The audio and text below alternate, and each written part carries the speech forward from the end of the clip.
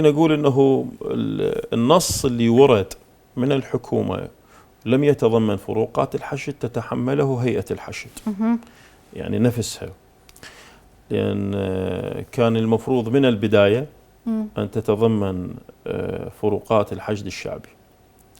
اللي صار شنو؟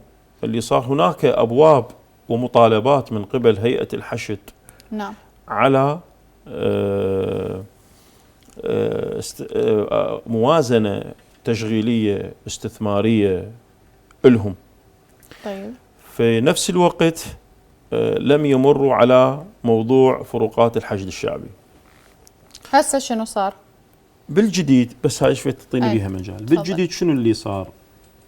اخواننا باللجنة المالية دار الحديث حول فروقات الحشد الشعبي، نعم، لكن لم يتم وضع نص واضح وصريح بفروقات الحشد الشعبي.